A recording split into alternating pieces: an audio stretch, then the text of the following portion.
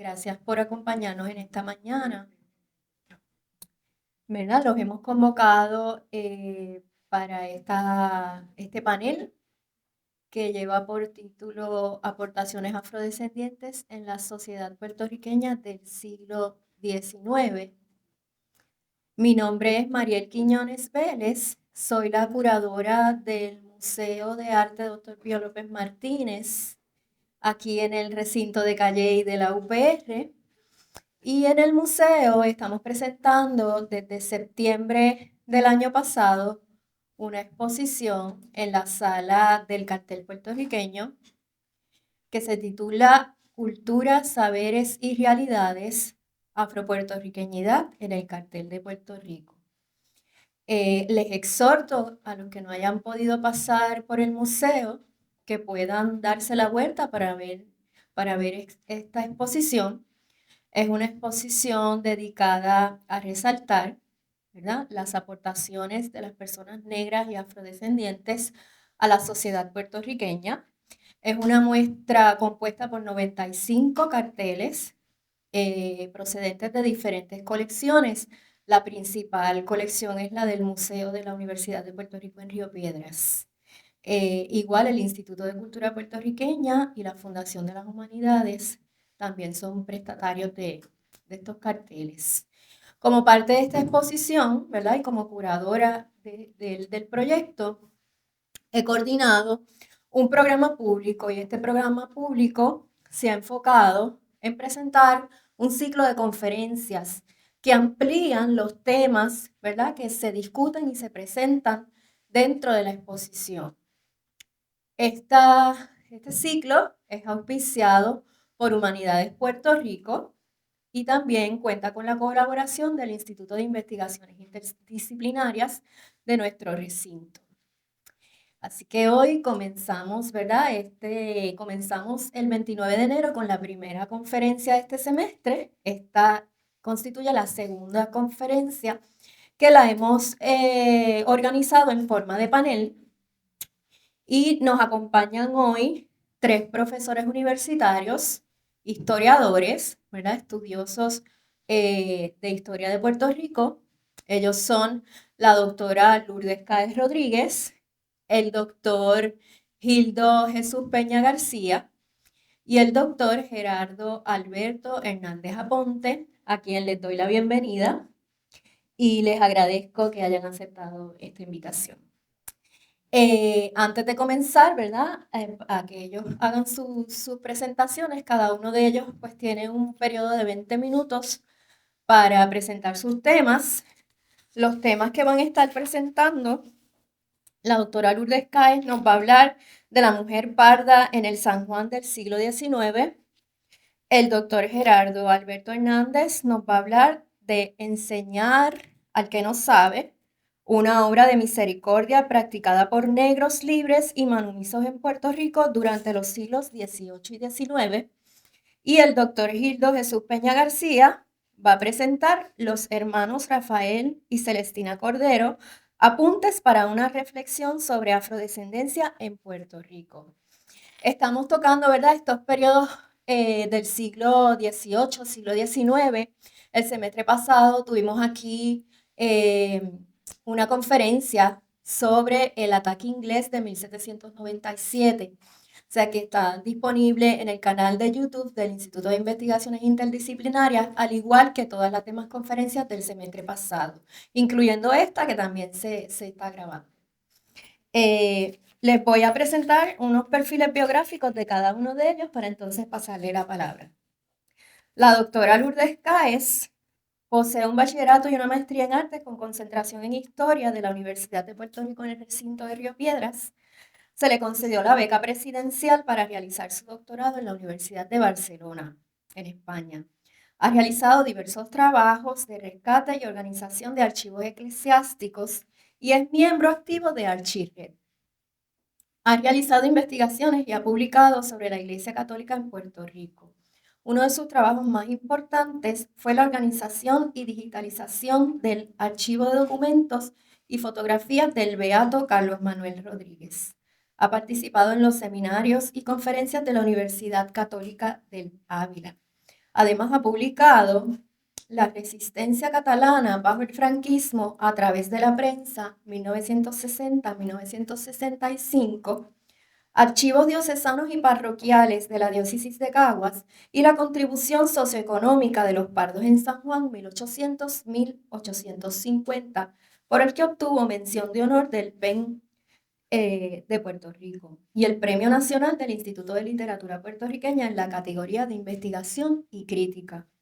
Ha dado clases de doctorado en el Centro de Estudios Avanzados de Puerto Rico y el Caribe y actualmente es profesora en la Universidad de Puerto Rico, en nuestro recinto aquí de Calley, y en la Universidad Ana Geméndez, recinto de Gurabo. Tenemos al doctor Gerardo Alberto Hernández Aponte, que es un reconocido estudioso de la historia de la Iglesia Católica en Puerto Rico, del espiritismo kardecista y de otros temas. Posee un postdoctorado en Ciencias Sociales de la Universidad de Buenos Aires, Argentina, y un doctorado en Filosofía y Letras con especialidad en Historia de la Universidad de Puerto Rico, recinto de Río Piedras. Su incansable y prolífica labor investigativa está plasmada en varios libros, entre ellos La Iglesia Católica en Puerto Rico ante la invasión de Estados Unidos de América, Lucha, Sobrevivencia y Estabilización, 1898-1921, La Salud y la Labor Social, Ministerio de las Siervas de María, Ministras de los Enfermos en Puerto Rico, 1887-1921, El Espiritismo en Puerto Rico, 1860-1907, El Entorno Educativo e Historiográfico de Celestina Cordero Molina y Rafael Cordero Molina, La construcción de un prócer negro en Puerto Rico durante la segunda mitad del siglo XIX. Tres de esas obras fueron premiadas por el Instituto de Literatura Puertorriqueña en la categoría de investigación y crítica de los Premios Nacionales de Literatura y Periodismo. Tiene también a su haber varios artículos en revistas académicas y ha participado en un sinnúmero de congresos académicos nacionales e internacionales. Es miembro de la Asociación Latinoamericana para el Estudio de las Religiones y la Red Centroamericana y Caribeña de Investigadores del Fenómeno Religioso. Actualmente se desempeña como catedrático auxiliar en el Departamento de Humanidades de la Facultad de Estudios Generales en el recinto de Río Piedras. El doctor Gildo Jesús Peña García posee un bachillerato en Administración de Empresas con especialidad en Recursos Humanos de la Universidad de Puerto Rico y una maestría en Estudios Teológicos del Centro de Estudios de los Dominicos del Caribe. Obtuvo también un título universitario de especialista en Enseñanza de Religión de la Universidad de La Salle en Madrid. Se doctoró en Filosofía y Letras con especialidad en Historia de Puerto Rico en el Centro de Estudios Avanzados de Puerto Rico y el Caribe. Su investigación y disertación doctoral abordó el periodo previo de la designación episcopal del puertorriqueño Monseñor Rafael Grobas Félix como primer obispo de la diócesis de Caguas. Es profesor de Historia y principal asociado de Asuntos Académicos para el Colegio Católico Notre Dame. También es profesor conferenciante en la Pontificia Universidad Católica de Puerto Rico, en la Universidad Ana Geméndez y en Nuuk University, conocida ahora como Northridge University, en las cuales imparte cursos de historias, humanidades, filosofía y teología. Sus temas de interés e investigación están relacionados a la educación, a la historia de Puerto Rico, el cristianismo y la iglesia, entre otros. Así que vamos entonces a comenzar con la presentación de la doctora Lourdes Cádiz.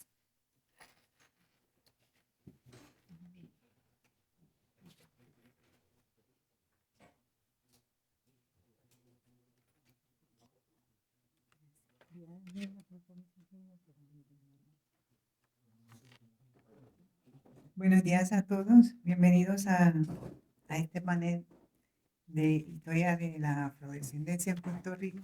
Es un tema, para mí siempre ha sido un tema muy sensible. Yo reconozco que es un tema sensible. Y la razón por la que la gente dirá que porque uso lo de parda es que a mí no me gusta utilizar la palabra mulata.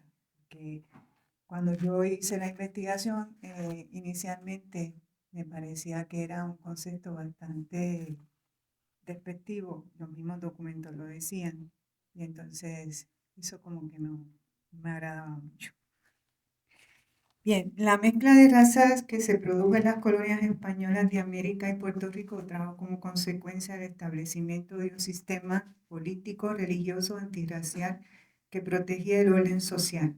Los mestizos, como se le llamó al producto de la mezcla, fueron las víctimas de este sistema opresivo. Entre los grupos mestizos surgidos hubo uno de gran relevancia en la sociedad puertorriqueña, los mulatos o pardos, nacidos del cruce racial entre blancos y negros, y fueran estos libres o esclavos. Nuestro objetivo al hablar de los patrones sociales de este componente racial es reflejar el papel desempeñado por la mujer parda en el contexto de un sistema esclavista que no permitió e impidió por todos los medios que su participación dentro del orden social estuviera restringida lo más posible. Nuestro propósito es definir el papel que desempeñaron ante las instituciones y el enfrentamiento ante un sistema de valores y de estratificación característico de la sociedad colonial. En Puerto Rico, el concepto mulato tuvo distintos apelativos, trigueño, moreno y pardo, es decir, apelativos modernos. Desde finales del siglo XVII, los cronistas reflejan la discriminación hacia la gente de color mediante la visión que se tenía de ellos. Íñigo Abad y la Sierra, en sus escritos, hacía una descripción física señalando que su color es oscuro, desagradable, sus ojos turbios, altos y bien formados, más fuertes y acostumbrados al trabajo que los blancos criollos, quienes los trataban con desprecio. Añade que no hay cosa más afrentosa en la isla que ser negro o descender de ellos. En cambio, el francés Pedro Ledru los describía con menos prejuicio. Decía que eran de color canela, ojos pequeños y tiernos y el cabello crespo. También se les conocía como blancos de orilla. El color de la piel se convirtió en agente de promoción social para muchos de ellos que aspiraban a mejorar su condición social. Pero en ocasiones su legitimidad les impedía entrar en la esfera social de los blancos. También se usaba la palabra peyorativa de grifo. La población parda en Puerto Rico tuvo un aumento numérico significativo a finales del siglo XVIII y durante el siglo XIX. De acuerdo con las cifras del censo de 1776, el total de pardos en la isla era de 33.808 desglosados entre 16.545 varones y 17.263 mujeres. Es decir, los varones constituían el 40% de la población, mientras las mujeres eran el 44,1%, en contraste con los blancos, que eran unos 29.263, divididos entre 15.305 varones y 13.985 mujeres. De más está decir que la población parda superaba en número a la blanca. Una de las razones que explica este resultado es la mezcla de razas que a lo largo del siglo XVIII fue intensificándose en Puerto Rico. Los cronistas de la época, como Abad y la Sierra, señalaban que los europeos que se establecían en la isla se mezclaban con los negros, lo que produjo diferentes castas de habitantes que se distinguieron por su fisonomía, color y carácter. Mientras que en sus memorias Alejandro O'Reilly escribía que los blancos no sentían ninguna repugnancia al mezclarse con los pardos. Estas relaciones abiertas entre blancos y negros fueron el factor mayor para el crecimiento poblacional de los libres de color. El informe del gobernador don Juan Colomo en el 1744 lo demuestra cuando mencionaba que 2/3 del batallón están casados con mulatas, por lo cual no hay necesidad de cuarteles. Este es el primer punto de relevancia en el que la mujer parda juega un papel importante en el proceso de mulatización y un progresivo proceso de blanqueamiento por el hecho de que cada generación de soldados españoles repetía este patrón.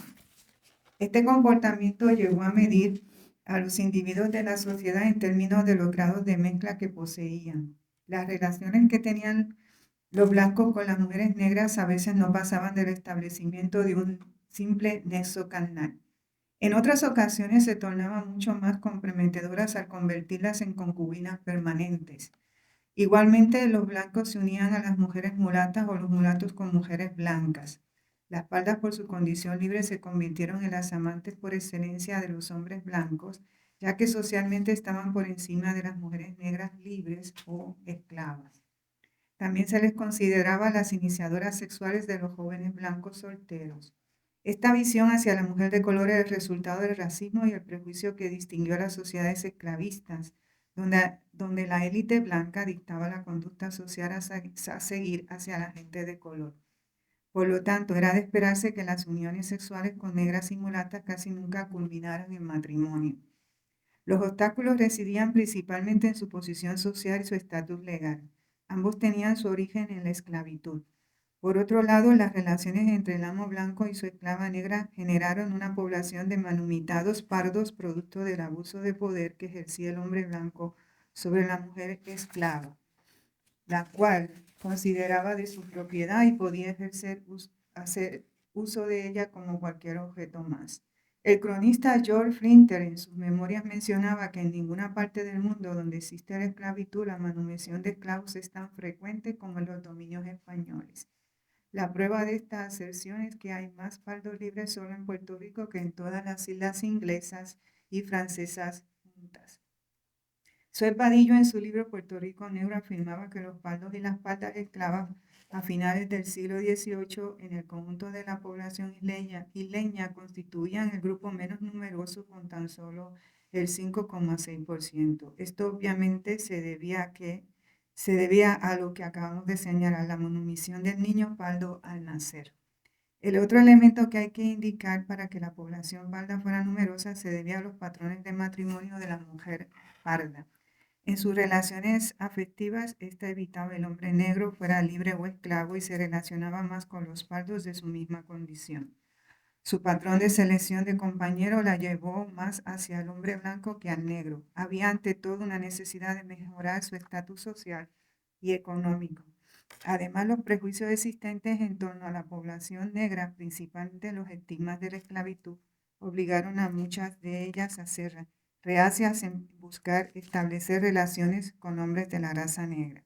El blanquear ayudó a la movilidad social, mientras que el negro sugería esclavos y africanos. ¿A qué se debía tal conducta? A los patrones de matrimonio que fueron dándose a raíz del surgimiento del control social. A comienzos de la colonización, el aumento en las relaciones sexuales entre españoles y mestizos de cualquier mezcla obligó a la corona a regular tales relaciones. La iniciativa de la corona fue la de restringir cada vez más la libertad de matrimonios, apoyada principalmente por la Iglesia Católica. Los miembros de la milicia, la nobleza y la burocracia gubernamental necesitaron permiso oficial para casarse desde 1728. A partir de 1776, los menores de 25 años tenían que pedir el consentimiento de sus padres para poder efectuar su matrimonio. Y en el 1805, los que deseaban contraer matrimonios interraciales necesitaron una dispensa de las autoridades civiles. El castigo a la desobediencia de este requerimiento conllevaba que los hijos y descendientes que provenían de estos matrimonios se les privaría de todo derecho civil. Entre los derechos estaba el de pedir dote o legítima y suceder como herederos de los bienes de sus padres o abuelos. También se podían perder los títulos, honores y bienes dominados de la corona. Se le prohibió al clero efectuar casamientos desiguales a tal punto que se les consideraba como criminales a los contrayentes y a ellos.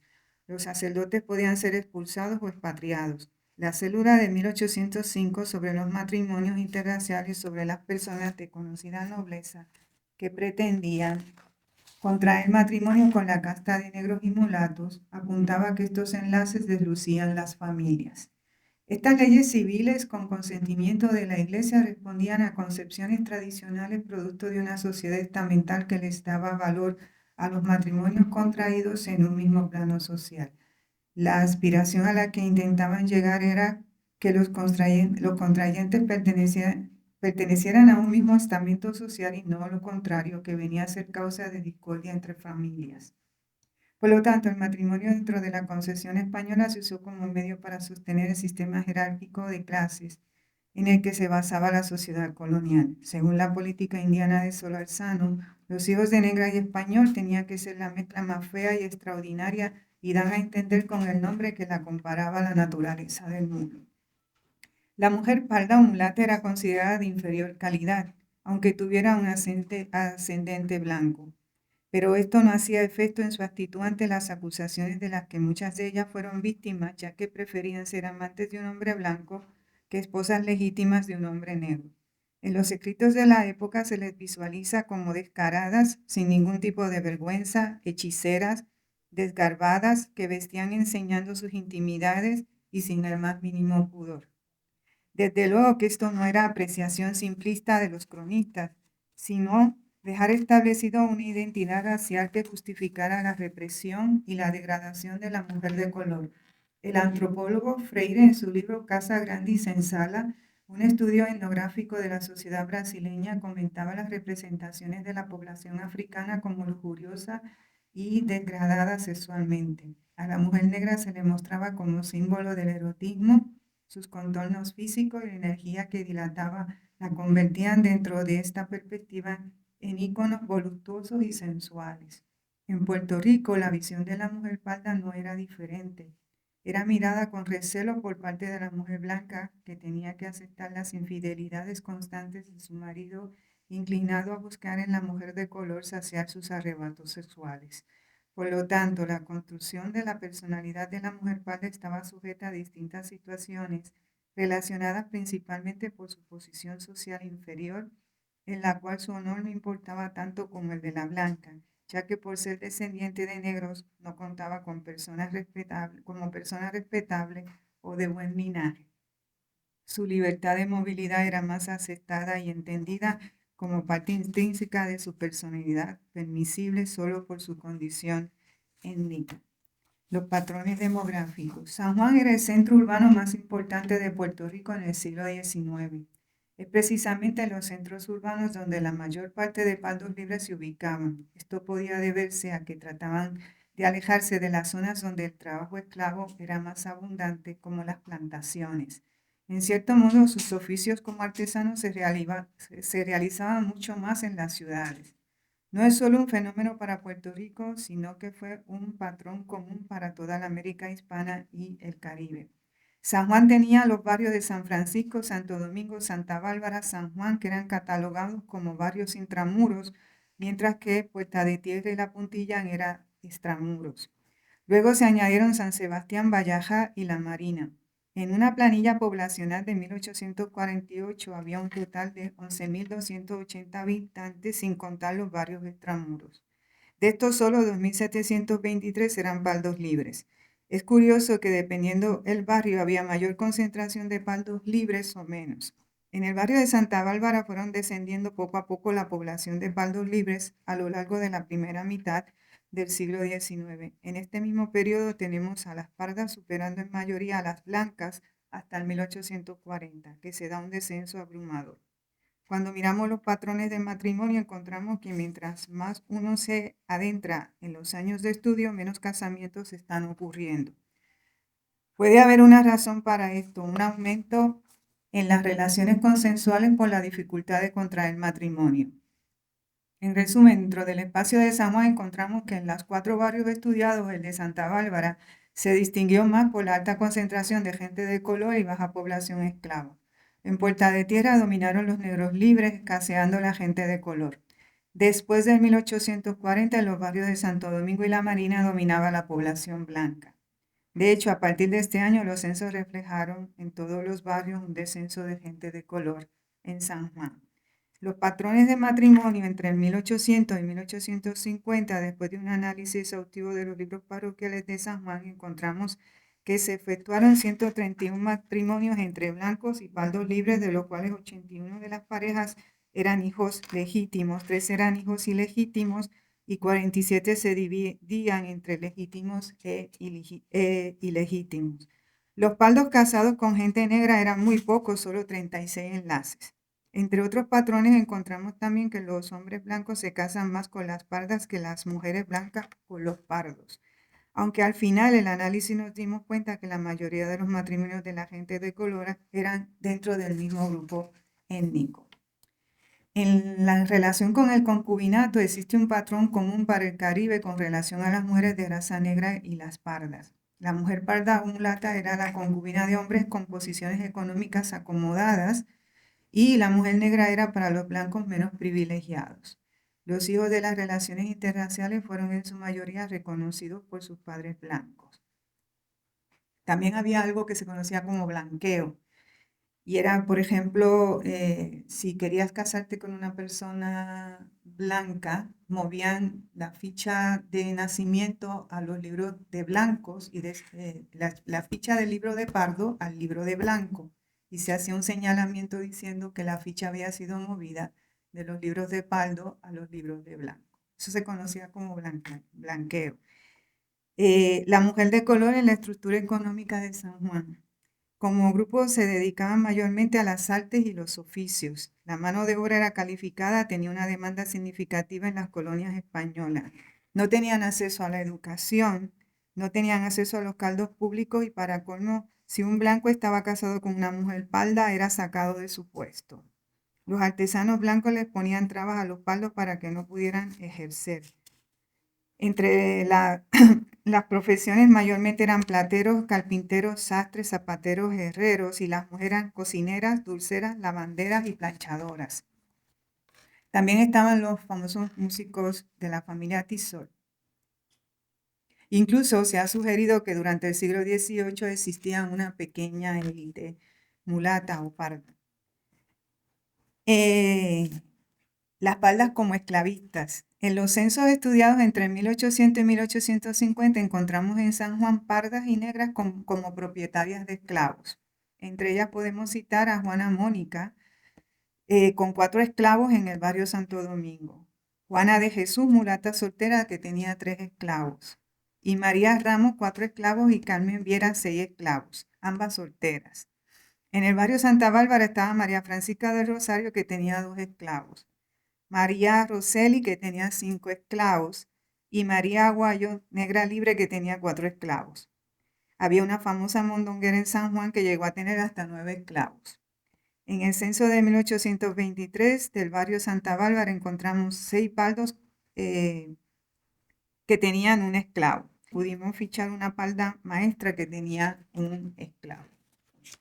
Bien, esto es el estudio preliminar de un estudio más amplio, pero que lo hayan disfrutado.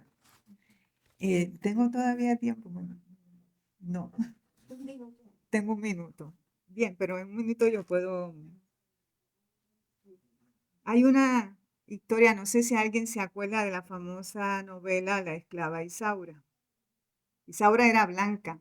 Este fenómeno se dio en muchísimas ocasiones en distintos lugares de América.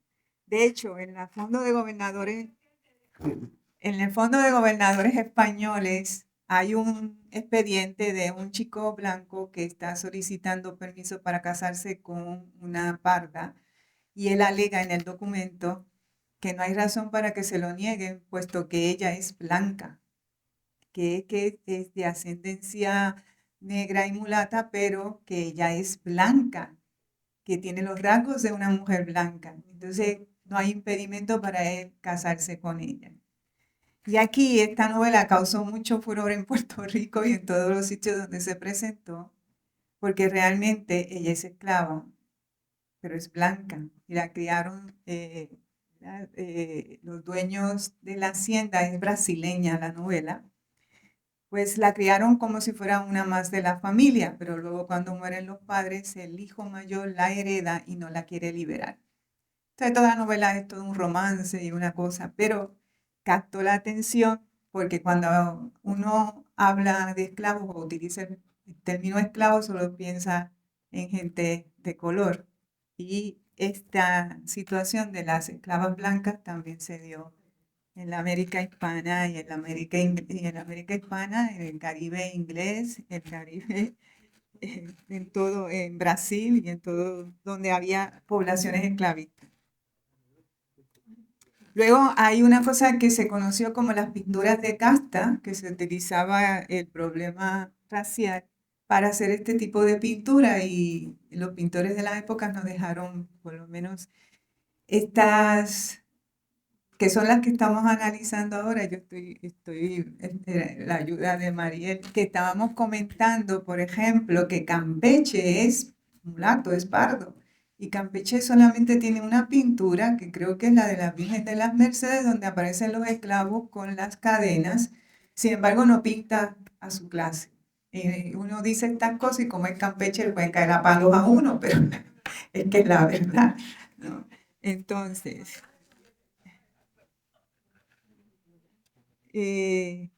bueno, después no se ve muy bien porque está la luz prendida, pero todas estas son las formas de llamar a las mezclas de raza en América Latina. En América Hispana casi todas son las mezclas, ¿no? A medida que es que es increíble que usen tantas categorías para mencionar a un ser humano, solo porque se mezclaba, ¿no? Por la raza. Tengo que avanzar, Mariel, lo sé. Esta es otra de las pinturas. Se ve al hombre blanco con la mulata y con el niño. En las representaciones, mayormente estas pinturas se dieron mucho en México. Y una que quería enseñar, que en especial, ya voy a avanzar, es esta, que la pintó Luis Pared. Luis Pared y Alcázar, que fue un pintor que estuvo aquí, que también fue maestro de Campeche, hizo este dibujo de una esclava en Puerto Rico del 1777 y 1778. Bien, después hablamos de eso. Gracias.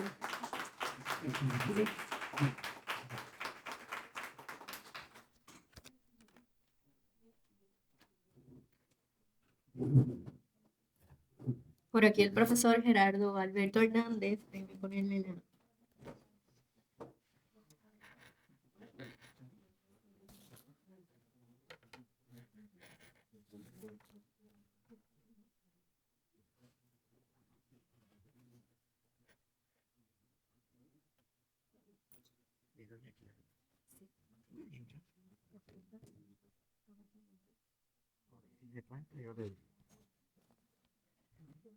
Buenos días.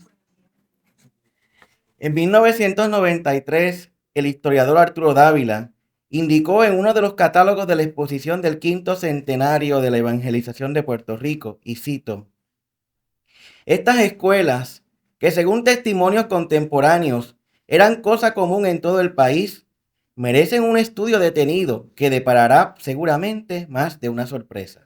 Cierro la cita. Este señalamiento se originó a raíz de que el cuadro del pintor Francisco Yeri Cesteros, la escuela del maestro Rafael, se exhibió en la exposición.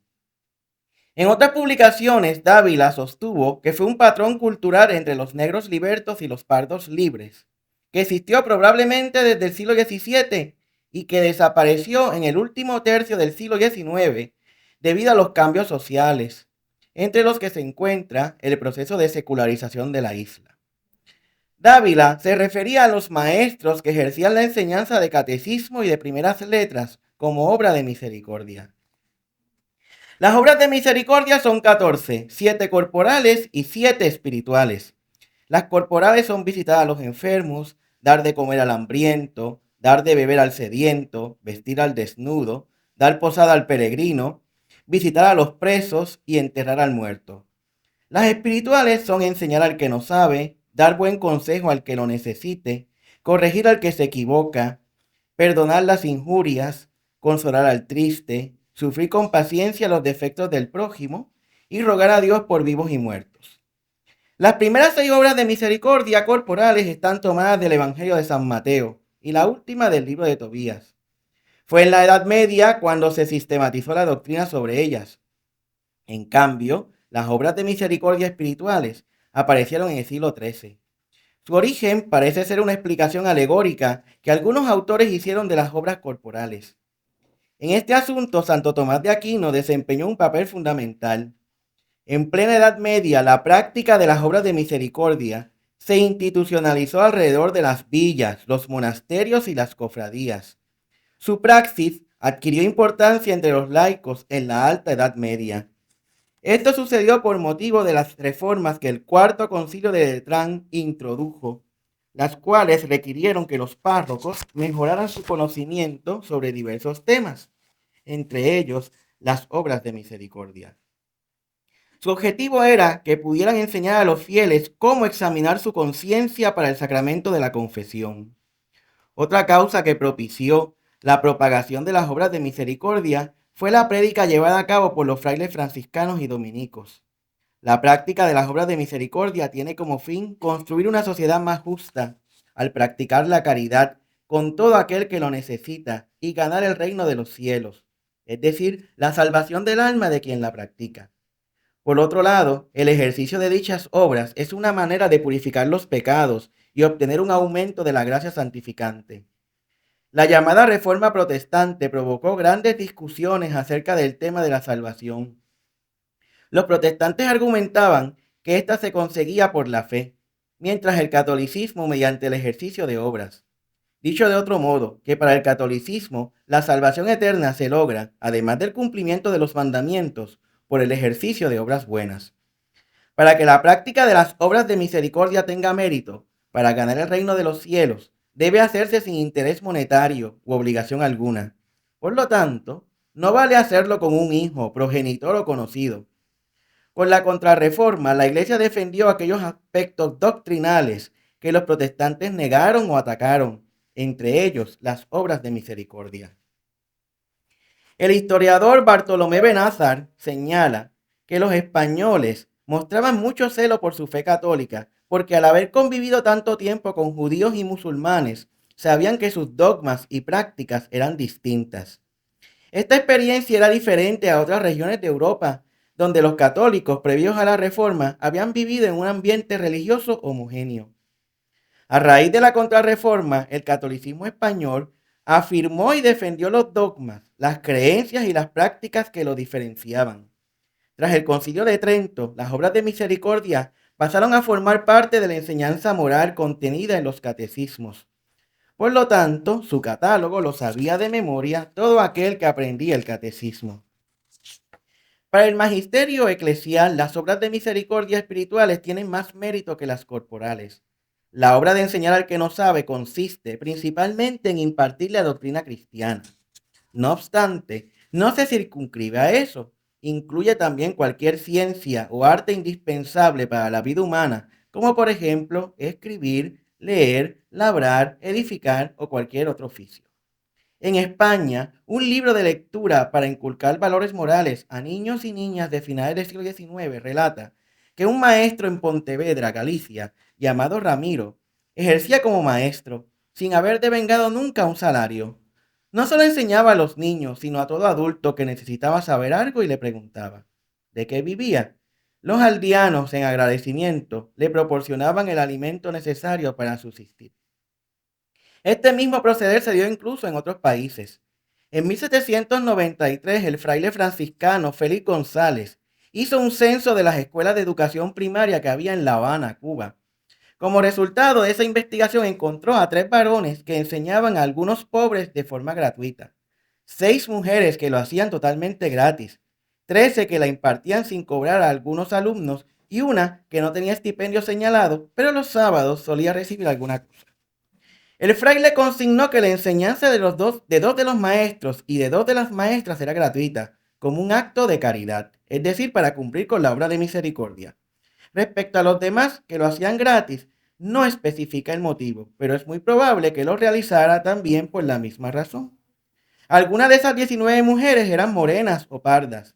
Todas ellas tenían su propia ocupación y se dedicaban al magisterio por casualidad, debido a que una vecina, parienta o conocida les encargó sus hijos y se fueron añadiendo otros. El ejercicio en específico de esta obra de misericordia no solo estaba atado a un esquema de valores religiosos, sino que en aquella época también tenía un valor comunitario.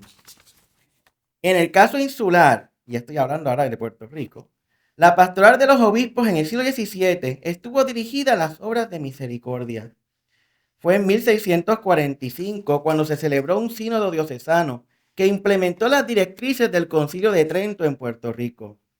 Fue luego de ese concilio que las obras de misericordia comenzaron a formar parte de la enseñanza moral contenida en los catecismos. A tono con esto, las constituciones sinodales incluyeron el elenco de las 14 obras de misericordia. En este contexto religioso, algunos miembros de la familia Cordero Molina y muchas otras personas ejercieron el magisterio como obra de misericordia. En Puerto Rico, las constituciones sinodales determinaron que la educación de los niños de ambos sexos se realizara de forma separada. En otras palabras, que los maestros enseñaban a los varones y las maestras a las niñas. Recordemos que la Iglesia Católica estaba unida al Estado desde los inicios de la colonización de la isla. Esta unidad hizo posible que la enseñanza religiosa fuera obligatoria en las escuelas de Puerto Rico. La Iglesia controló la educación durante los primeros siglos de la colonización. Esta realidad comenzó a cambiar en el siglo XVIII debido a las ideas de la Ilustración. Ese ideario empezó a plantear que el Estado debía responsabilizarse de la educación del pueblo. Existieron 3 tipos de escuelas para varones en Puerto Rico desde la primera mitad del siglo XVIII hasta mediados del XIX. Las escuelas de la Iglesia, cuyos preceptores eran miembros del clero, las gubernamentales y las privadas o particulares. Estas últimas eran las fundadas con el permiso del gobierno, previo examen del maestro que daría las lecciones o por maestros sin títulos y autorización de los administradores de la isla. Desde comienzos del siglo XIX, los requisitos para obtener la licencia o título de maestro fueron conforme a la Real Provisión del 11 de julio de 1771. Esta estipulaba que la autoridad eclesiástica competente tenía que examinar al interesado. Además de la aprobación, debía presentar información de su vida, costumbres y tener limpieza de sangre. También lo examinaban en el arte de leer, escribir y contar. Luego se les pedía el título. Es necesario aclarar que dicho título no significó de manera alguna que hubieran aprendido destrezas pedagógicas para ejercer el magisterio. Fue en 1839 cuando se inauguró en España la primera escuela normal de maestros. En Puerto Rico no fue hasta 1890 cuando se decretó la creación de escuelas normales para maestros de ambos sexos. Durante el siglo XVIII en Puerto Rico existió una costumbre magisterial voluntaria y no institucionalizada de negros libres y libertos que se dedicaron a enseñar las primeras letras a los niños. Esta labor la realizaban con el fin de cumplir la obra de misericordia, enseñar al que no sabe. Es probable que la tradición naciera como producto de la evangelización de los franciscanos en la isla. Por otro lado, aunque dichas personas hubieran querido obtener su título o licencia de maestro, era algo vedado para ellos, debido al requisito legal de limpieza de sangre.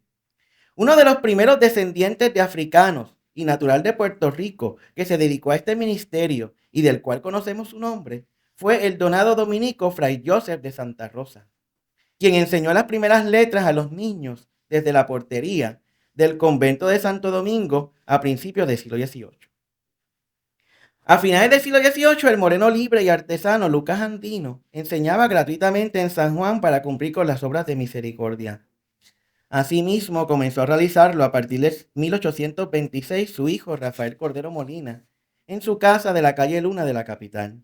Por este motivo, Cordero Molina recibió el Premio de la Virtud, otorgado por la Real Sociedad Económica de Amigos del País en 1867, y por esta razón figura hoy en nuestro procerato.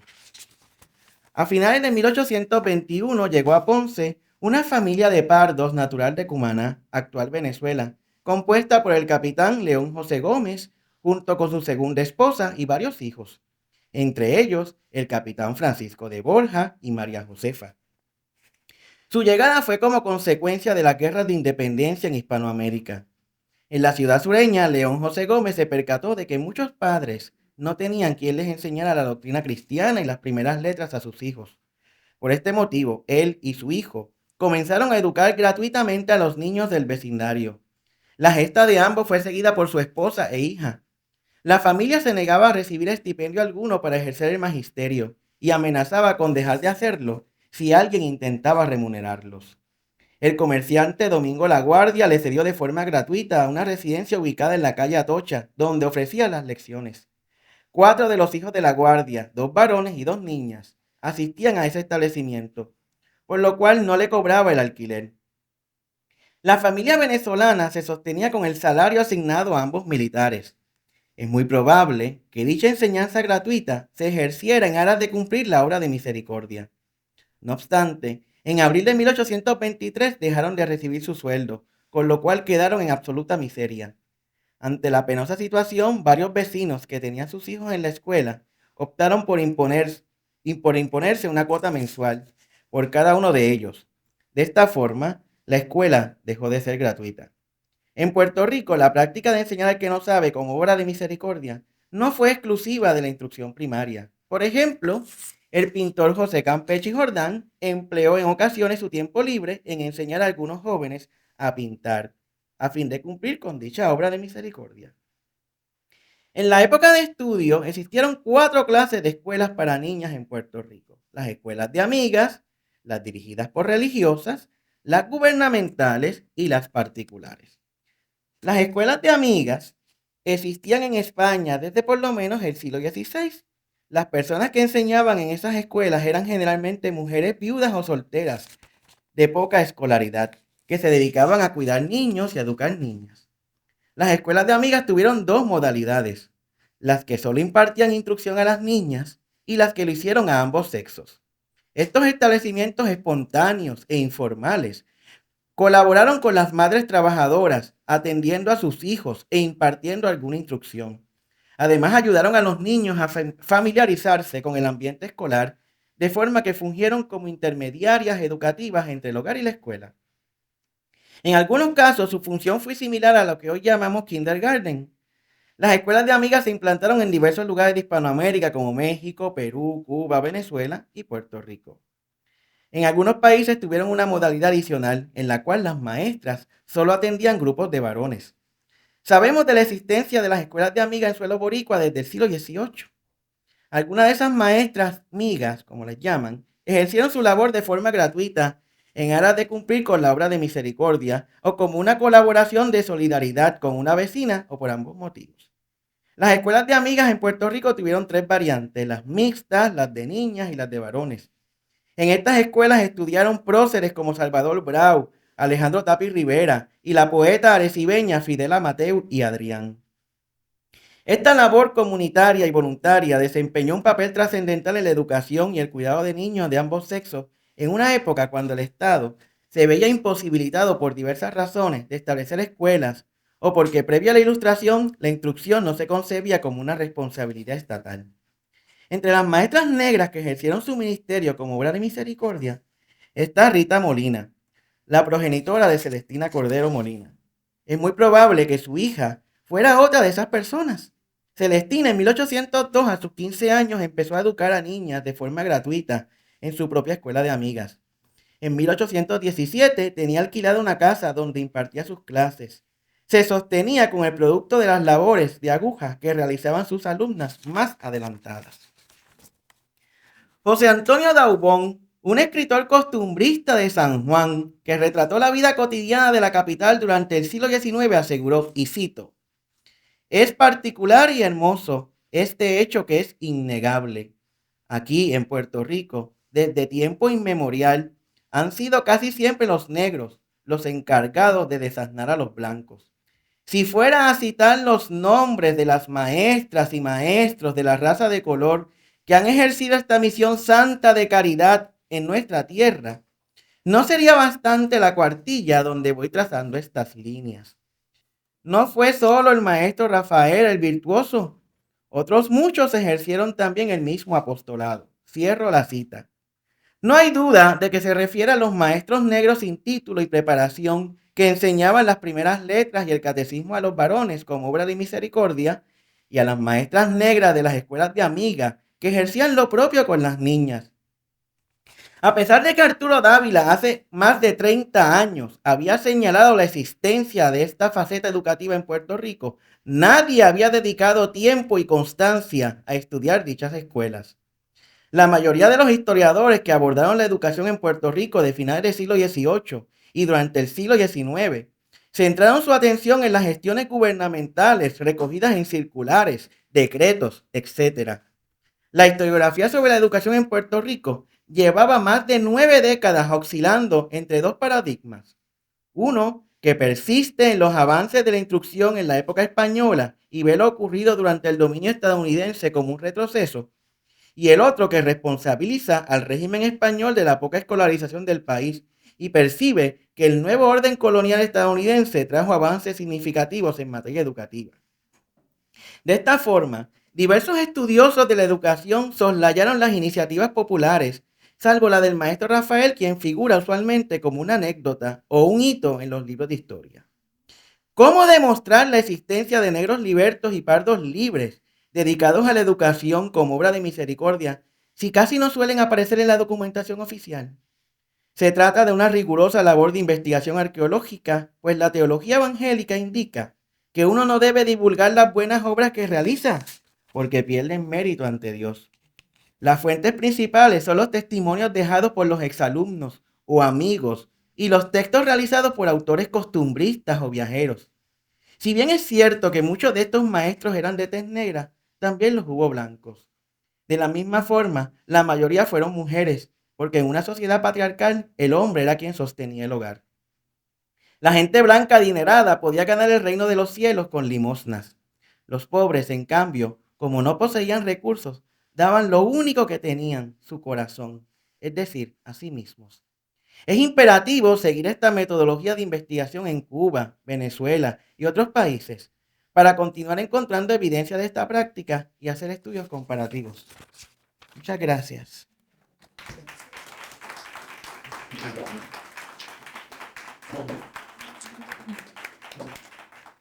Gracias, profesor. Ahora pasamos la palabra al doctor Gildo Jesús Peña. Si lo pudiera dejar en esta imagen, en la primera de ahí, en la primera de ahí. La primera. Esta.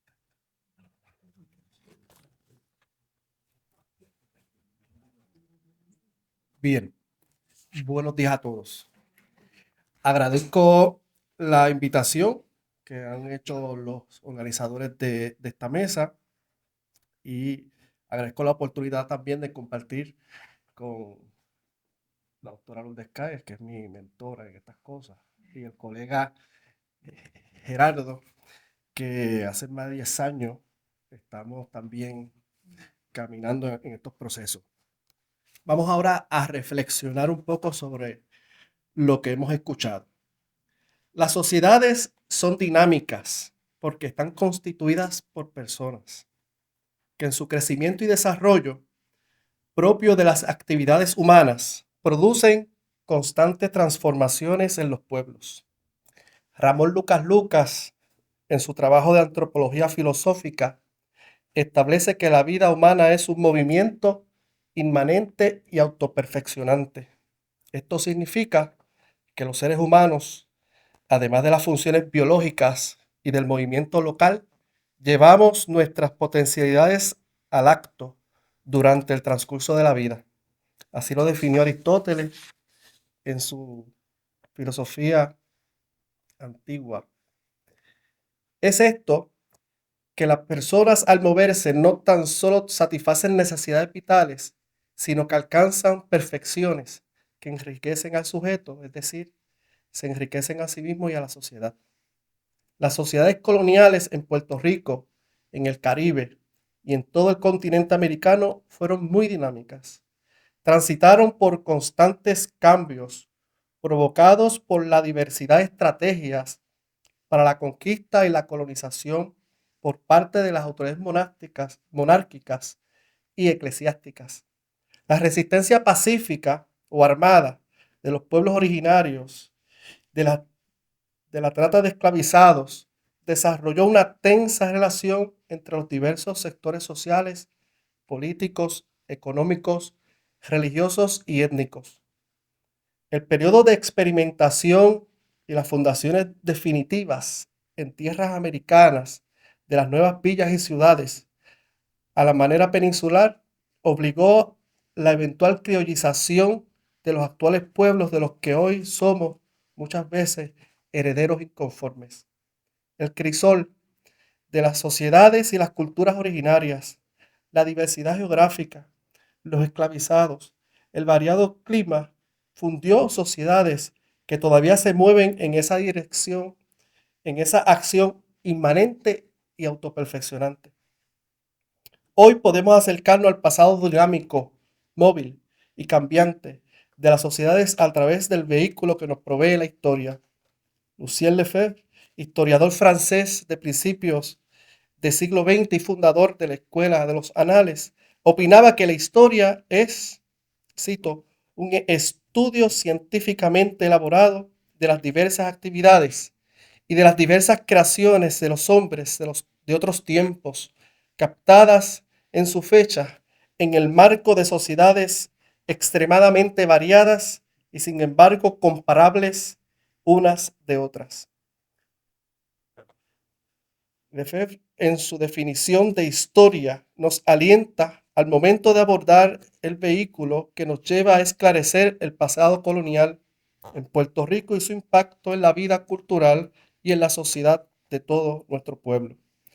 Nos anima cuando nos dice que no olvidemos que la historia, como ciencia del ser humano, es la ciencia del perpetuo cambio de las sociedades humanas, de su perpetuo y necesario reajuste a nuevas condiciones de existencia material, política, moral, religiosa e intelectual. La historia nos ayuda a armonizar perpetua y espontáneamente las diversas y sincrónicas realidades del ser y del existir del ser humano en la geografía y sociedad en la que vive y se desarrolla. Comprender las condiciones materiales, técnicas y espirituales de los pueblos nos ayuda a descubrir y a comprender la vida. Hoy me ocupa, además, reflexionar brevemente sobre la herencia que nos legaron los hermanos Corderos, Rafael y Celestina, como Pardos, a la luz del ejercicio historiográfico y las publicaciones del colega Hernández Aponte, que están aquí sobre la mesa, si alguien las quiere ver, si no las han visto, que además se han realizado varias publicaciones, varias presentaciones sobre ellas y que luego él nos puede quizás decir cómo las conseguimos.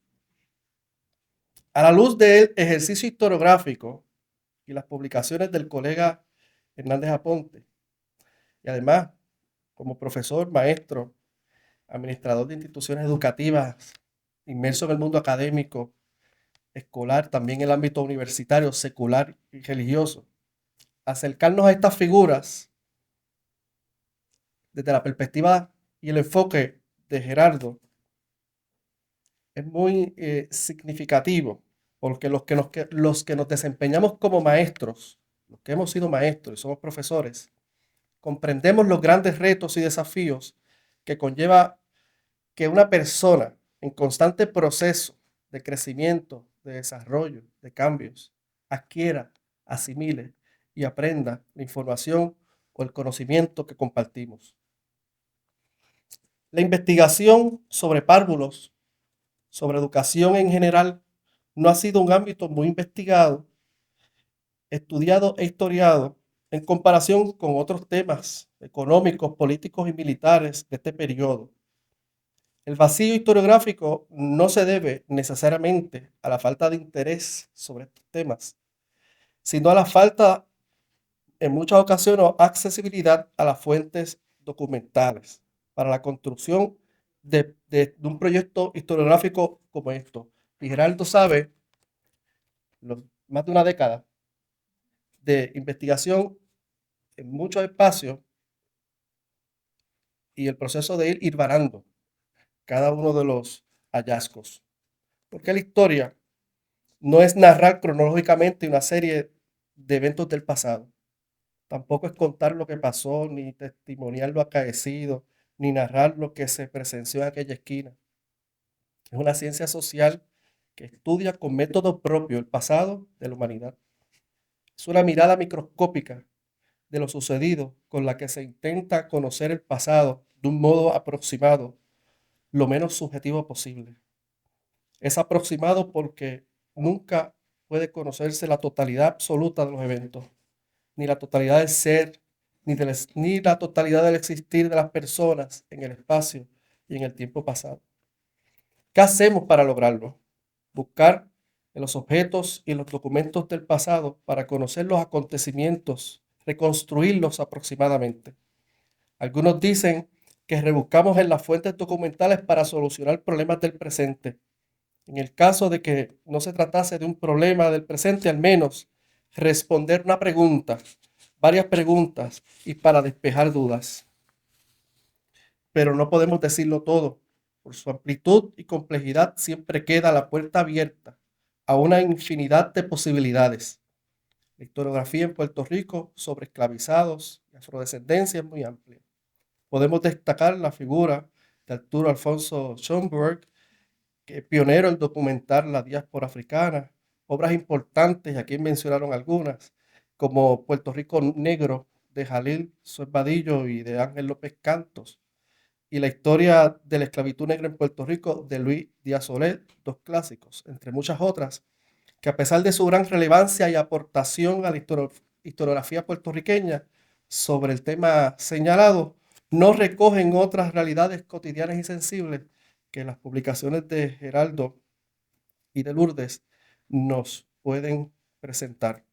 No obstante, sin rigor investigativo, sin disciplina historiográfica, sin reflexión, sin análisis crítico, se puede correr un grave peligro, el de repetir lo que otro dijo incompletamente, el de perpetuar ideas breves, el de dar paso a la pereza, que puede inducirnos a reafirmar que ya el tema está acabado y que ya no hay nada más que decir porque no hay fuentes disponibles o accesibles.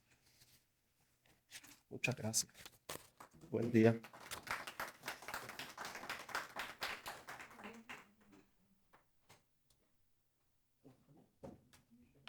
Bueno, primero mi agradecimiento a los tres, ¿verdad? Los tres profesores que nos han ilustrado cada uno desde sus proyectos de investigación y la reflexión que hace el doctor Guido Peña, tan pertinente.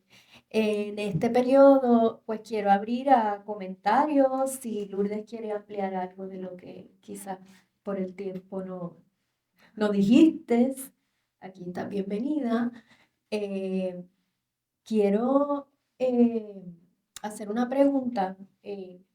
Yo nunca había visto, Gerardo, que traiste en la presentación, esa foto de Rafael Cordero tomada por Cepero, que fue un fotógrafo aquí muy importante en el siglo XIX. Me sorprende porque no la había visto, no la conocía y yo había estudiado el trabajo de Cepero, más de la documentación urbana y no había visto esa fotografía.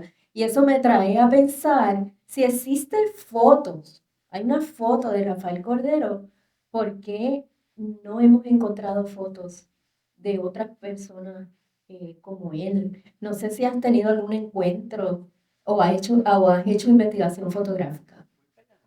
Ven acá porque el micrófono está acá.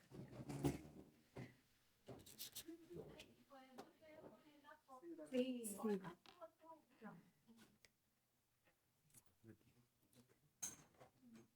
Esa foto es de un óleo que pintó un pintor venezolano que estuvo en Puerto Rico que se llama Pedro Lovera.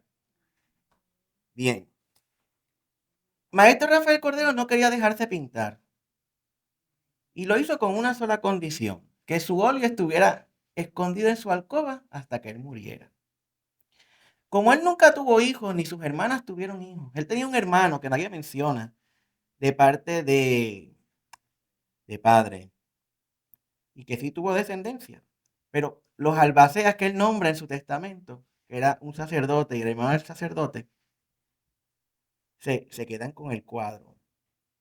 Cuando en 1891 comienza todo este proceso de elevarlo al procerato, ellos prestan el cuadro y Rafael López Cepero le toma fotografía al cuadro para venderse. Tomaron cerca de 500 fotografías. Yo solamente conozco dos. Una que está en la colección Osiris Delgado en la Universidad Interamericana y esa que está en la biblioteca y hemeroteca puertorriqueña. Marisa Ordóñez, que dirigía la biblioteca hasta hace muy poco, me dijo, Gerardo, hay una foto del maestro. Yo dije, ¿dónde? Y no sé, pues como yo es la que se cataloga los documentos. Un día en casa, yo sabía que la foto se había tomado, porque yo hice la investigación. No sé cómo llegué y encontré la foto en el inventario. Y dije, Marisa, y dije, sí. Me dijo, pero tienes que esperar hasta el lunes, era un viernes en la noche. Así que ese fin de semana, yo que soy desesperado, y el lunes amanecí en la puerta como si fuera un mendigo, de ambulante. Y cuando vi la foto, desafortunadamente el cuadro, no sé, o se lo robaron, o estaba en el Ateneo, porque la familia del presbítero Estarache, José Patricio Estarache, él muere y este hombre que era alcalde de San Juan y era médico, feliz por el maestro José Vallatile, consigue que la pintura la donen al Ateneo. Y en el Ateneo estaba, y el Ateneo la presta y toman la foto. Pero hoy día la pintura no está. Es más, desde los 40, 1940 no está porque hay una señora, que no recuerdo el nombre, está en el libro. Él hizo un inventario de todas las pinturas que había en el Ateneo y no figura. Pero como en este país desafortunadamente se roban todo. O a lo mejor la acción del tiempo, de la polilla. Y hay otra fotografía o un grabado. Hay una pieza de orfebrería famosa, no sé si la conocen, que se hizo a finales del siglo XIX o principios del XX. Un cofre en oro y plata, con oro de aquí, de Puerto Rico. Y tiene, cuando abres el estuche, los retratos de muchos próceres. Y entre ellos está él. Y en la primera biografía que se publicó sobre el maestro Rafael Cordero, a los días de su muerte, en 1868, hay un fotografado de esa foto. Así que hay como 3 fotos que más o menos son iguales por las técnicas de fotografía y de grabado de la época, que eso ha cambiado sobre él. Las 3 están en el libro. Yo las reproduje todas. De hecho, fui el único libro que yo conseguí que tiene ese fotografado está en la Católica en Ponce. Porque en la Yupi no tienen la página. Porque hay gente que las arrancaba o para venderlas o para colocarlos en relicarios, donde se colgaban las miniaturas. Y en las que está en la biblioteca de Connecticut tampoco lo tiene, porque por préstamo lo traté de pedir. Y yo fui a ver la de Ponce, fue un problema tomarle fotos. Y bueno, logré reproducirla, porque Ricardo Alegría parece que tenía una. Pero cuando uno va a la biblioteca del centro, lo que hay es una fotocopia. Y como la colección Ricardo Alegría no está catalogada. Pero sí. Y esa era la imagen del maestro que se usaba como hasta los 30. Después comenzó a usarse la de Oyer, que todo el mundo conoce. Pero esa es la fisonomía original de cómo él era. Osiris Delgado sostiene que Francisco Oyer tiene que haber hecho una pintura del busto del maestro. Y entonces, en una de las exposiciones del 4º centenario del llamado descubrimiento que se hace en donde era el colegio de los jesuitas y después de los escolapios, creo que están vendiendo el edificio allí al lado de la iglesia Sagrado Corazón en Santurce. En una esquinita hay un cuadro que yo lo amplié porque él dice eso y lo coloco ahí. No lo puedo afirmar, pero porque él tiene evidencia en algún lugar que dice que hay un bus, que él pintó el bus. Pero como a veces los pintores hacen pruebas, los bocetos esos. Pero esa es única. Esa, pero ¿quién la pintó? Es Pedro Lovera, Pedro Lovera, que fue un pintor venezolano. Pedro Lovera, de ayer. Bueno, no sé. Él estuvo en Puerto Rico, hace varias pinturas.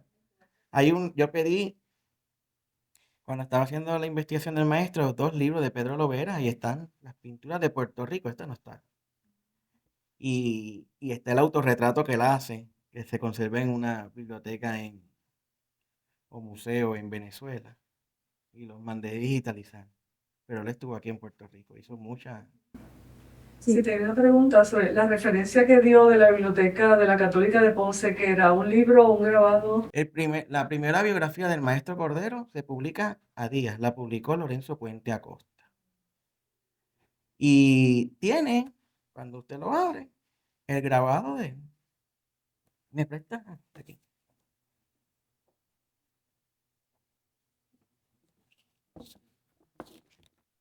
Que de hecho, cuando yo se lo enseñé a Livia González, que es una de las especialistas en fotografías y en grabado, hay cerca de la portada dice una cosa que es muy curiosa para la época, que está prohibido, que él conserva todos los derechos sobre la imagen y que está prohibido reproducirla. O sea que ya hay gente tomando fotografías. Livia me dice que hay gente en Puerto Rico tomando fotos y... Déjame ver si la encuentro aquí porque yo tengo tantas imágenes. ¿Y tienes la referencia de cómo se titula el libro? Sí, sí. Mira, aquí está. El libro se llama Biografía del maestro Rafael Cordero. Es de Lorenzo Puente Acosta. Está publicado en 1868. Está ampliado, ¿verdad? Si tienen el libro de Jack Delano, el de En busca del maestro Rafael, ahí también sale.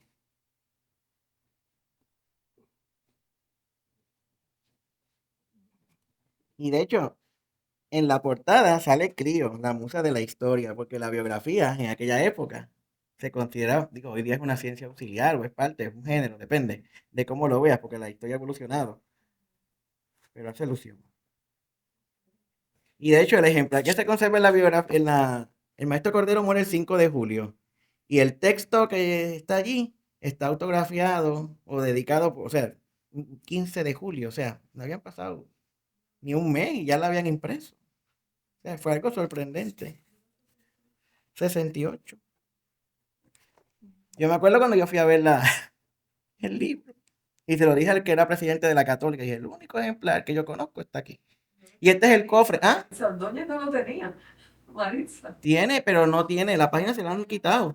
Yo pedí usted sabe que las bibliotecas tienen varios ejemplares. Está el que todo el mundo consulta y tienen los de reserva. Yo los pedí todos. Y esa página faltaba. Todos faltaba la página. Y este es el famoso cofre que les hablé, que por cierto es un amigo mío que lo tiene en Ponce. Yo no sabía quién lo tenía y empecé a buscar porque para las publicaciones uno necesita fotografías de alta calidad. Y me metí en el departamento de estado, yo no sé cómo yo di con él y lo llamé. Y cuando estoy hablando con él, Gerardo, yo te conozco yo. ¿Y cómo sabes que soy yo? Yo, por la voz, que es inconfundible, yo soy fulano. Y entonces yo dije, pues yo necesito un favor. Y entonces nos pusimos de acuerdo y le tomé foto, digo yo no, busqué un fotógrafo, amigo mío. Y entonces el maestro está aquí. Ahí hay mujeres también, o sea, no solamente son próceres varones, hay mujeres. Pero esas son ilustraciones, dibujos. No, son fotos. Fotos. De la época del siglo XIX. Está hecho entre 1884 a 1904 y el orfebre era el ponceño Nemesio Ventura Castel. Están hechos en plata, cobre y oro. Se llama Historia de Puerto Rico en oro y plata. Historia de Puerto Rico en oro y plata. Ujú. Y el maestro la puse aquí a sacar parte para que la vean. Por acá, Gerardo, una pregunta. Una pregunta, gracias por Ajá. las presentaciones. Ajá. Mi pregunta es sobre el proceso de documentar la limpieza de sangre y lo que tiene que ver con el blanqueo, Ah, eso es ¿verdad? para ella. Ambas preguntas que hoy día, pues, está el refrán vivo y coleando de que hay que mejorar la raza y yo creo que todo esto es secuela de ese proceso, pero de acuerdo al periodo estudiado y al área geográfica estudiada, si puede hablar un poco más sobre cómo documentan, cómo estudian, ¿verdad? Ese proceso de documentación de limpieza de sangre. ¿Cuántos casos de personas y sabes cuántos casos de personas hay documentados? Bueno, Betán se lo blanquearon. Que nació pardo y murió. Estaba en un libro, lo consiguió Félix Ojeda cuando publicó el libro de Betances. Él, cuando hizo la investigación, se dio cuenta que había movido su ficha de nacimiento a un libro de blancos. Pero no te blanquean, es que es un chisme público, porque yo tengo digamos, este es el libro de pardo y este es el libro de blanco. Pues entonces yo estoy acá, puesta, nací parda, no sé qué. Entonces el sacerdote lo que hace es que me hace una nueva ficha en el libro de blanco. Pero entonces le pone al ladito esta ficha conmovida del libro de pardos, número tal. Es decir, que cuando empiezan el proceso de investigación de una persona, la persona es difícil que no sepan que tienes ascendencia parda porque la ficha blanca lo sigue diciendo. Lo único que es que te aparece en un libro de blancos. Entonces, cuando tú ibas ibas a formar parte del gobierno o la milicia no tanto, porque había una milicia de morenos y pardos. Pero cuando tú ibas a pertenecer o al cabildo o alguna parte que tuviera que ver con el gobierno, ellos comenzaban una investigación para saber que que tú no estuvieses relacionado con nadie que fuera negro o mulato, que no tuvieras ascendencia. Eso se llamaba limpieza de sangre. Eso viene desde la península, porque allá se hacía para los que no tuvieran sangre mora, o sea, descendientes de árabes, judíos. Entonces, como obviamente todas esas ideas se traen a América y se utilizan para la gente que descendía de negros, mulatos. En América, en la zona continental es como un poquito más delicado, más tenue, porque al principio las indígenas, por ejemplo, las que eran hijas de, digamos, de la casta indígena, pues no tenían ese problema tan marcado. Pero ya luego, cuando la colonización entra ya de lleno, comienzan también a aparecer las limpiezas de sangre. Y sí, en Puerto Rico, en las actas del Cabildo tenemos casos de limpieza de sangre. No se sabe cuándo ni ese periodo. Bueno, yo conseguí blanqueos, eso sí, en los libros, pues estaba manejando los libros parroquiales y sí encontré blanqueos. Vi cómo movían la ficha de un pardo a un libro de blancos. Pero luego cuando buscaba el libro, cuando buscaba el libro de blancos, porque lo decía en el libro de pardo, esta ficha ha sido movida al libro de blancos, pues iba al libro de blancos y ahí estaba la ficha. Entonces, a partir de 1854 hay una ordenanza de la iglesia que dice que no se pueden separar más los libros. Entonces es bien más complicado, como dice Gerardo en algunos momentos, porque cuando tú estás haciendo trabajos relacionados con las clases sociales en Puerto Rico en la época colonial, los libros parroquiales son un censo, porque aquí no habían censos tan extraordinarios como son los libros parroquiales para ver la gente que había en Puerto Rico y las diferentes categorías, si eran legítimos, ilegítimos, o de quién eran hijos. Para la ascendencia es fundamental los libros parroquiales. Y a mí me da mucha molestia, mucho coraje, y lo he dicho a los obispos, porque tienen abandonados los libros parroquiales. Y eso deberían hacer como hicieron en México. En México le dieron un ultimátum a la Iglesia Católica, que si no ordenaba los libros parroquiales se los iban a quitar, porque eso es patrimonio para los mexicanos. Y el Archivo Nacional los entrenó, y yo creo que ya van por 50 diócesis que ya tienen sus libros guardados y organizados. Pero si los hubiesen dejado al garete, como aquí, que es una lucha grandísima para que tomen en consideración esos libros. Y ahí está prácticamente el origen de nosotros, de la sociedad puertorriqueña. Ahí está reflejada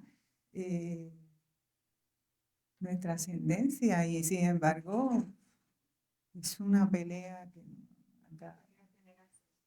no a tener acceso, a que ellos los organicen y los guarden, porque a veces están en un archivo apretado y otras veces están en un closet y no están metidos en cajas ni protegidos. ¿A través de Puerto Rico o se está centralizado en su libro? No, todas las diócesis tienen sus libros, todas las parroquias antiguas, las parroquias madres que hay en cada diócesis, las nuevas no tanto, pero inmediatamente yo pienso que ahora se ha extendido más la preocupación, porque cuando se cumplen 100 años, y ahora todos los libros del siglo XX sirven. Uno mira los libros del siglo XX también, ahí tú puedes ver muchas cosas. Y entonces ahora tenemos los del siglo XVII, porque hay parroquias que tienen libros del siglo XVII. 17, 18, 19 y siglo XX. Así que eso es importante. De que allí está en una situación en la casa parroquial, algunos deplorables. O sea que eso es una ayuda, vendría muy bien. Por lo menos los de bautismo, o sea, algunos Lo que pasa es que aquí hay separación de iglesia y Estado, y el Estado no puede intervenir. Creo que el Archivo General cogió unos libros parroquiales que encontraron en un sótano, se los quitó a una parroquia, pero no sé cuál es la parroquia. Escuché ese chisme una vez que fui al Archivo General, me lo contaron, pero no me acuerdo cuál es la parroquia. Dime, Isaac. Sí, gracias, Lourdes y también Gerardo, porque aprendí. Lourdes, tú empezaste tu conferencia hablando de que, ¿verdad? La palabra en términos pardos lo habías escogido para tu título porque mulato, ¿verdad? Tenía todas estas connotaciones. Quiero hacerte una invitación a que hagas lo mismo con el término de colores. Que lo escuché varias veces, ¿verdad? Personas de color, y ver si, ¿verdad? Creo que sería más eficaz y antirracista utilizar el término afrodescendiente, personas afrodescendientes. Esto de color, yo sé que está, todos los documentos de archivo lo tienen, sé que es un término que viene del récord histórico. Pero es uno de esos términos que arrastra todo el eurocentrismo, que parte de la noción de que lo blanco es lo normal, ¿verdad? Que no tiene color, como porque es el estándar, ¿verdad? Sin embargo, entonces lo que se menciona, lo que se hace lo otro, ¿verdad? Es lo que es subhumano, lo que es diferente al estándar. Y eso es lo que entonces se llama de color. Y entonces cada vez que la gente, ¿verdad? Aquí ya en términos contemporáneos, cuando la gente usa este término de color, que muchas veces lo usan como eufemismo, ¿verdad? Porque no piensan que decir la palabra negro o negra es algo negativo. Pues entonces mucha gente dice, bueno, pero ¿qué de color? Si todo el mundo tiene color, ¿verdad? No hay gente transparente. Así es que entiendo que es porque viene de la documentación que está plagada de eurocentrismo, ¿verdad? Pero sí es una invitación a igual que hiciste con la palabra mulato, porque viene de mula, ¿verdad? Porque trae toda esta, pues de la misma manera necesitamos separarnos, ¿verdad? Alejarnos de toda esta nomenclatura problemática. Así que nada, ese es mi comentario. Ok, gracias. Pero quiero hacer yo